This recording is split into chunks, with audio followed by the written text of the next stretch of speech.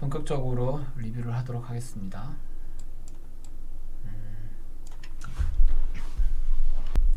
문서가 처음에 비해서 많이 지금 좀 늘어나긴 했어요. 제가 진행하면서 계속해서 그 문서 양을 늘리고 있었고, 여기에 좀 더 필요한 부분들이 있다고 하면은 계속해서 추가가 됐습니다. 일단 저기 뭐지, 그대로 카피 앤 페이스트 할 때는 문제가 되는, 제일 많이 문제되는 게 여기 이 세미콜론 있죠. 여기 쉐이더에 여기 요거요. 이게 지금 카피 앤 페이스트 하다 보면 다른 게 뜨는 경우가 있어요. 요거를 직접 그냥 그래서 입력해 주시면 됩니다. 가끔 이 문서에서 카피한 게 이 쉐이더 코드로 넘어가게 되면은 그런 문제가 있더라고요. 그거 한번 바꿔보세요. 자, 마지막 날이고 처음에 얘기 드렸다시피 진도를 빠르게 나가서 전체적인 것들을 뭐 좀 더 진도를 빼고 기능을 더 보기보다는, 제가 이 트레이닝 진행할 때 서두에 밝혔다시피 처음 공부를 시작할 때 전체적인 개념이라든지 막연하게 이런 그 쉐이더를 만들고 화면에 이제 쉐이더를 통해서 그려지는 것들이 어떤 과정을 거쳐서 그리는지를 코드를 통해서 한번 좀 경험해 보는 게 제일 우선이라고 이야기를 드렸었어요. 그걸 이해를 하시게 되면은 나중에 쉐이더 그래프나 이런 것들을 보면서 조금 더 익숙하게 보시게 됩니다. 자, 우선 이제 전체적인 쉐이더 큰 틀에 대한 것들 먼저 얘기를 했었죠. 자, 이름하고 프로퍼티 블록, 이거는 이제 변수 블록이라고 그랬죠. 여기 인스펙터 노출되고 서브 쉐이더, 그 다음에 자, 렌더 타입 총 3가지, 오페이크, 트랜스페어런트, 그 다음에 알파 테스트 3가지만 기억하라고 얘기를 드렸습니다. 그것만 기억하시면은 나머지 것들은 필요에 따라서 그때그때 찾아서 그냥 보시면 돼요. 그걸 하나하나 다 외우고 있으실 필요는 없습니다.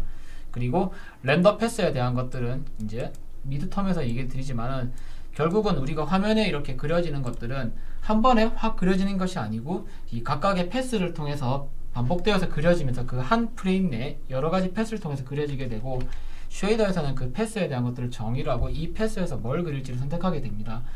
뭐 제가 제 블로그에도 올렸지만은, 그래서 이제 덱스 패스에 대한 것들은 이 덱스 패스에 대한 처리를 쉐이더 코드 안에 있어야만 덱스 패스를 작동을 하게 돼요. 무작정 덱스 패스를 작동하는 게 아니고. 그리고 컴파일러 지휘자에 대한 것들은 크게 설명을 안 드렸습니다. 이건 기본적으로 그냥 지금 URP에서 사용하고 있는 것들이고 이 문법 그대로 사용하시면 돼요. 나중에 뭐 더 필요하다고 한다면은 버텍스가 아니고 나중에 뭐 지오메트리 쉐이더 같은 경우에 여기서 선호했을 수가 있겠죠. 그 다음에 버텍스 버퍼에서 읽어오는 거, 여기 CG 인클루드 여기 이 CG 쉐이더에서 CG INC를 인클루드 하듯이 HLSL 문법은 이 HLSL 파일을 이렇게 인클루드 경로를 이렇게 지정해줘야 됩니다. 하는데 라이팅 HLSL을 굳이 이걸 사용하는 거는 이 라이팅 HLSL 하나를 인클루드 함으로써 내부에 간편하게 정의된 것들을 우리가 쉽게 가져다 쓸 수 있기 때문에 이렇게 그냥 하는 거예요. 필수가 아니고. 어쨌든 코드라는 거는 결국은 이 문법적 언어를 따라가는 거고, 거기에 맞춰서 우리가 그냥 그걸 필요한 걸 가져다 쓰는 겁니다. 자, 그리고 버텍스 버퍼 읽어오는 거, 보관기 하나만 기억하랬죠. 버텍스 쉐이더와 픽셀 쉐이더만 기억하고 보관기는 그 사이를 지나가는 통로다 라고 생각하시면 됩니다. 전달하는 거 4개체, 그리고 버텍스 쉐이더, 픽셀 쉐이더. 자, 틀은 거 얘기 다 됐죠. 이제 넘어갈게요.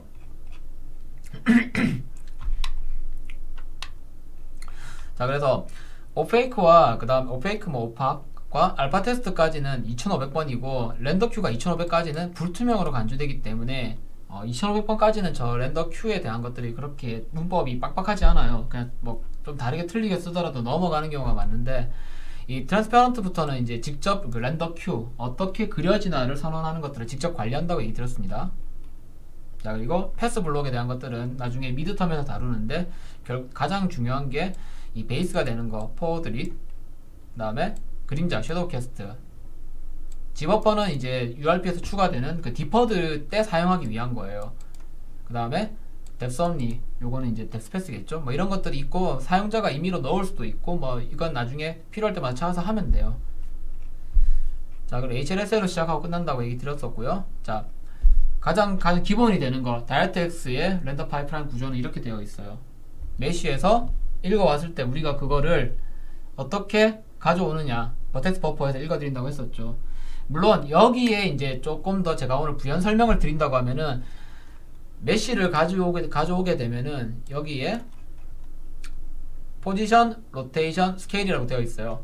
그래서 메쉬를 가져오게 될 때 먼저 스케일, 로테이션, 포지션 순으로 먼저 이 변환이 일어나요. 그런데 우리는 그건 쉐이더에서 안 하고 유니티에서 자동으로 해주기 때문에 이걸 굳이 안 하는 겁니다. 이제 이따가 얘기할 공간 변환도 얘기를 하겠지만은 원래 이 스케일과 로테이션, 포지션, 즉 메쉬를 가지고 와서 이 공간에 배열할 때 먼저 선언되어 있는 이 값에 따라 가지고 이 트랜스폼 값까지 스케일, 로테이션, 트랜스폼 해갖고 이 SRT라 그래요. 이게 먼저 이루어지고 그 다음에 이제 공간에서 어떻게 움직여지는지를 배열을 하게 되거든요. 근데 우리는 지금 이따가 공간 변환 때 설명드리겠지만은 쉐이더에서는 그것만 해요. 요거는 유니티에서 자동으로 해줍니다. 그 이외에 자 나중에 이제 이거 끝나고 여러분들이 찾아보셔야 될 그 키워드 하나가 또 있는 게 인덱스 버퍼라는 거예요. 자, 인덱스 버퍼가 뭐냐는 직접 한번 찾아보세요. 자, 여기 보면 버텍스 인덱스 버퍼라고 되어 있죠. 버텍스 버퍼에서 읽어오는 거는 뭐 포지션 값, 컬러 값, 그리고 어떤 노멀 값, 탄젠트 뭐 이런 것들을 가져오게 되는데 인덱스 버퍼는 이 트라이앵글이 어떻게 그려지는지를 가지고 있는 거예요. 물론 인덱스 버퍼가 없다 하더라도 이거를 그리는데 문제가 없어요. 하지만 이 인덱스 버퍼를 쓰는 게 이 버텍스 버퍼를 그냥 쓰는 것보다 훨씬 더 절약이 되기 때문에 삼각형을 그리는 순서를 저장한 게 인덱스 버퍼거든요. 그렇게 기억하시면 됩니다. 자, 그래서 버텍스 버퍼 이후에 레스터레이션, 즉 픽셀에 배열한 다음에 이걸 픽셀에서 연산하는 걸 픽셀 쉐이더라고 했고, 끝나면은 뎁스 테스트를 통한 이후에 렌더 타겟에다 저장이 돼요. 이거 이후에 이제 넘어가는 게 포스트 프로세싱, 뭐 블룸을 넣는다든지 뎁스 오브 필드를 넣는다 이런 것들이 막 수행이 돼요. 근데 지금 우리는 기억할 거 하나만, 두 개만 기억을 했죠. 버텍스와 픽셀 쉐이더. 자, 그래서 여기 버텍스 버퍼에서 읽어오는 것들 구조체, 여기 뒤에 있는 게 문법이에요. 얘는 바꾸면 안 돼요. 앞에 거는 내 맘대로 써도 돼요. 그리고 보관기를 통해서 버텍스 버퍼에서 수행한 거를 픽셀로 넘긴다. 맞죠? 문법은 당연히 여기 이제 이걸 따라가야 되고. 자, 그리고 이제 제일 기본이 되는 거, 이 트랜스폼, 즉 월드 공간 변환을 하는데 기억해야 될 단어는 제가 MVP라고 했어요. 모델, 뷰, 프로젝션. 뭐 퍼스펙티브도 뭐 되지만 어서냐 퍼스펙티브냐 따라서 이제 변환되고, 그래서 로컬, 즉 내가 가지고 있는 나만의 공간에서 이 3D 공간상의 월드 포지션을 변환해 주는 거예요. 그 다음에 이걸 카메라가 있는 뷰로 변환해 주고, 그 이후에 퍼스펙티브, 즉 이런 FOV, 우리가 보통 화각이라 이야기하는 그걸로 변환해 주는 게 끝나요. 물론 이거 이후에 우리가 알파 테스트 때 했던 클립 변환, 즉 픽셀을 날리냐 안 날리냐 이거인 것도 있어요. 자, 어렵게 써 있는데 그냥 쉽게 공간 변환을 통해서 메쉬에 있는 것들을 3D 공간으로 옮기고 그걸 다시 화면으로 투영한다고 생각하시면 돼요. 우리가 지금 여기 보이는 요 화면도 결국은 3D로 만약에 이걸 그린다고 하면, 저는 물론 이제 이 이미지를 실제 사람을 보고 하는 거지만은 내가 만약 3D 캐릭터다 그러면은 카메라가 보여지는 게 제일 중요하기 때문에 그 카메라 공간으로 옮기는 겁니다. 자, 주석에 대한 이야기 했고, 이제부터 뭐 기본 다 알았으니까 실제 이제 실습을 제가 쭉 했었죠. 텍스처를 그리는 것, 텍스처 샘플링도 샘플러와 텍스처를 같이 매핑하는 것과 분리시키는 것들, 그거에 따라서 보관기 숫자 차이 난다고 막 얘기를 드렸었죠. 이것저것 많이 바꿔봤을 겁니다. 그 다음에 알파 테스트 쉐이더 작성을 했죠. 알파 테스트 사용할 때 중요한 거는 여기 맨 픽셀 쉐이더 맨 마지막에 클립 연산이 들어간다는 거. 클립은 해당 픽셀이 0 이하면 날려버려요. 그래서 이 클립 공간 연산에 뭘 하냐면, 오늘 이따가 제가 설명드릴 건데, 카메라 공간과 여기 오브젝트 공간의 거리를 실제로 이걸 연산해서 이게 어느 값 이상일 때 0이 되게 되면은 캐릭터가 여기 조금만 지나가게 되는 순간에 메쉬가 날아가겠죠. 픽셀 정보가. 그러면 어떻게, 캐릭터가 어떤 바위 밑으로 이렇게 걸어가게 되는데, 얘를 뭐 반투명으로 보이는 것도 있겠지만은 카메라가 가까이 붙었을 때 그 가려지는 메쉬들을 이런 프로스함, 저기 이제 가까운 니어파 클립 안에 들어가고 이제 이거를 안 그리는 게 아니고 이 클립 그 함수로 임의로 이걸 지워버리게 되면은 이게 좀 사라지겠죠. 그래서 그런 것들을 활용한 쉐이더들이 있습니다. 예를 들면은 클립 쉐이더, 캐릭터 이동, 뭐 이렇게 할까요?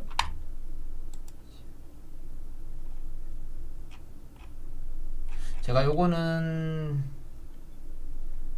이 컴퓨터에 지금 제가 그게 없네요. 요거 하나 보여드리면은 아마 예전에 받았던 그거에 있을 거예요. 예전 서페이스 쉐이더 때 예제를 제가 설명드릴 때 그거를 구현한 예제가 하나 있었어요. 이건 2019년도 트레이닝 자료인데, 이건 서페이스 쉐이더, 이제 아까 얘기 드렸던 옛날 쉐이더 자료에서 있었던 거예요. 여기 끝에 보면은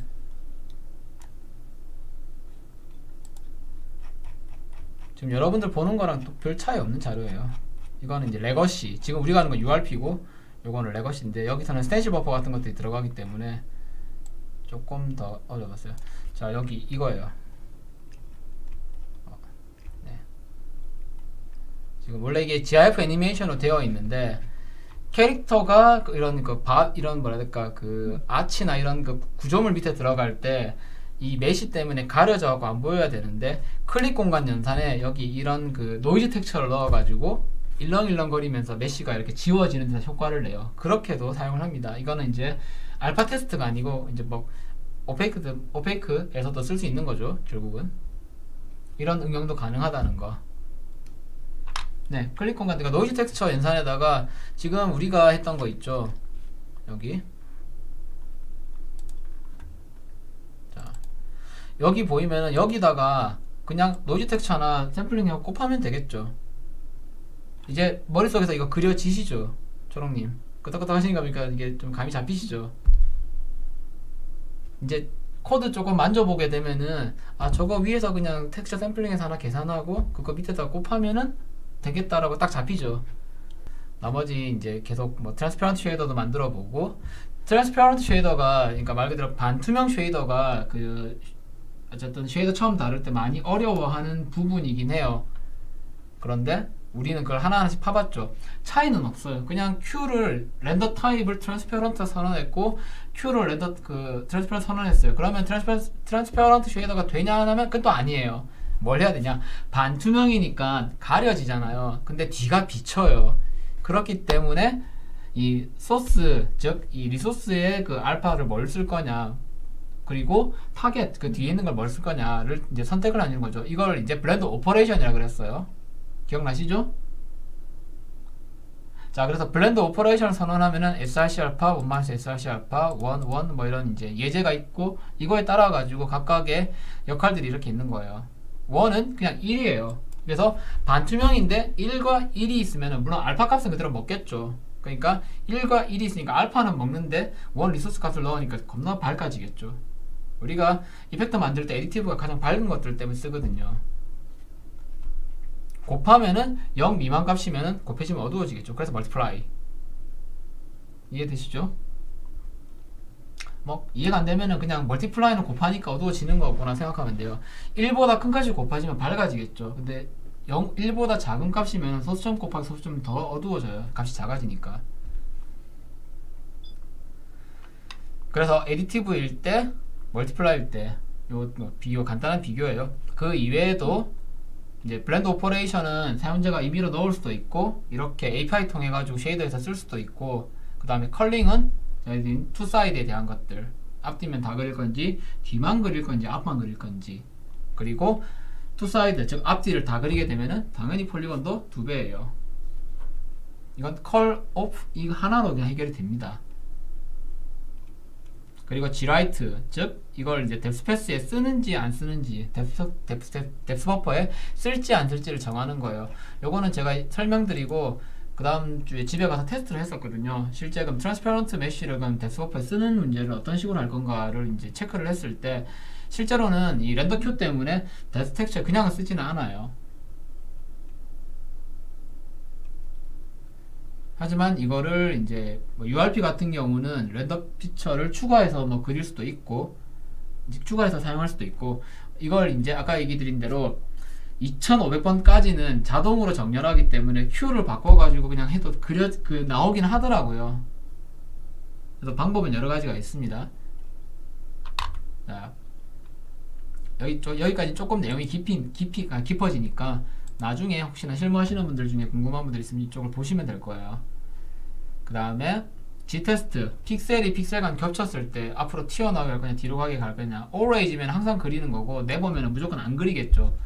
많이 쓰이는 옵션은 아니에요. 하지만 물잔에 유리컵에 물 들어갔을 때 그럴 때 반투명이 겹쳤을 때 소팅 이슈가 날 수 있어요. 그럴 때 이걸 핸들링 해가지고 제대로 나오게 만들어줍니다. 자, 열심히 들으셨네. 자, 알파 커버리지는 이건 간단하게 이거 추가함으로써 알파 안에 안티알리싱 처리를, 그러니까 안티알리싱 처리를 해준다는 거. 이 정도고요. 그리고 이제 쭉 넘어가서 UV 정보를 그려보기도 했고, 그 다음에 if문을 가지고 조건문 연산을 했었죠. 그리고 사망 연산자를 통해서 이렇게 if, else 이런 식으로 이제 사망 연산자, 그 다음에 이걸 가지고 텍스처를 섞는 것도 얘기를 드렸고요. 이 리니어 인터폴레이트 러프 함수를 가지고 하는 것들을 설명을 드렸습니다. 네. 그리고 뭐 마스크 텍스처 사용해서 하는 이걸 전통적인 스플래팅, 즉 터레인 같은 것들을 할 때 사용하는 그 기법이라고 얘기를 드렸고요. 자, UV 스크롤을 가지고 이제 텍스처 애니메이션 만드는 것도 했었죠. 그리고 이 프렉을 가지고 소수만 가지고 하는 거. 물론 이제 이거 말고도 밑에 나와 있지만은 이 두 개를 움직이게 한 다음에 이걸 가운데를 블렌드 시켜 가지고 튀는 걸 잡아주는 경우도 있고, 이거는 지금 UV가 0에서 1로 딱 끊어지기 때문에 이렇게 했는데 이게 안 맞는 경우도 있어요. 그럴 때는 이제 조금 다른 방법을 써야 됩니다. 이거는 이번에 다루진 않을 거고요. 실제 물 움직이는 거 이런 것들 다 UV 스크롤은 다 직접 구현해 보셨죠? 기억나시나요? 자, 그리고 이제 실제 버텍스 쉐이더를 가지고 메쉬 애니메이션도 구현했어요. 이게 제가 여기서 중요한 거는 이 로컬 변환에 대한 거 설명을 했었어요. 그래서 자, 포지션 값을 오브젝트 투 월드, 아까 저기 공간 변환 기억나시죠? MVP라고. 근데 우리가 화면에 그릴 때는 그러니까 화면에 그릴 때는 프로젝션까지 해서 하는데 그거는 이제 픽셀을 화면에 찍는 거니까요. 그거 말고 이 쉐이더에서 계산을 위해서 쓰는 거라고 한다면은 오브젝트 투 월드, 즉 월드 공간값만 있으면 되죠. 그래서 버텍스 값을 기본으로 이제 더해주게 되면은 이 메쉬의 가장 중간 값이 0이고, 그러면 왼쪽으로 가면 음수고 오른쪽으로 가면 양수인가 봐요. 이렇게 이제 여기 내려가고 위로 올라갔죠. 그럼 이거는 근데 아무리 움직여도 얘는 거기서 안 움직였잖아요. 그런데 이거를 월드 공간으로 치환하게 되면은 지금 여기 중심이 0,0,0이니까 얘를 왼쪽으로 가면 전체가 다 점점 이제 증가하니까 올라가겠죠. 밑은 떨어지고요. 여기가 마이너스 값, 이거 양수 값이니까 이걸 월드 값으로 바꾼 거예요. 자, 그러면 이제 제가 아까 얘기 드린 대로 쉐이더 그래프하고 한번 연동을 해서 한번 봅시다. 자, 이제 우선은 씬에 있는 거를 먼저 하나 제가 보면서 얘기를 할게요. 자, 일단 태극기가 바람에 플러그인에는 잠시 내버려 두고요. 박스는 좀 그렇고 스피어를 하나 만들어 봅시다. 제가 이거는 설명을 그냥 드리는 거니까 그냥 보시면 될 것 같아요. 오늘은 실습하는 것보다는 좀 설명을 많이 드릴 생각이에요. 왜냐면 마지막 시간이고 눈 아파. 자, 마지막 시간이고 아마도 좀 더 뭔가 필요하신 분들은 차라리 제가 설명을 드리는 게 나을 것 같아서, 자, 쉐이더 그래프를 만들었어요. 쉐이더 그래프는 여기 프로젝트에서 쉐이더 보게 되면은 이 유니버셜 렌더 파이프라인 안에 리스트 쉐이더 그래프라고 되어 있어요. 밑에도 이 스프라이트 언리스트 쉐이더, 언리스트 쉐이더 그래프 이렇게 되어 있죠. 총 이렇게 네 가지가 있고, 리스는 PBR 기반이고 언리스는 라이팅 연산이 없는 일반 그 쉐이더예요. 그래서 보통은 이제 리스를 많이 쓰겠죠. 3D 프로젝트 하시는 분들은, 2D 게임 하시는 분들은 그냥 언리스를 쓰실 거고요. 여기에서 이 이름이 지금 이제 이 파일 이름이 이제 쉐이더 이름이 되고, 쉐이더 에디터를 열어보게 되면은 그래서 여기 이렇게 나옵니다. 뉴 쉐이더 그래프가 지금 여기에 쉐이더 이름이 되겠죠. 맞나? 뷰 쉐이더 그래프.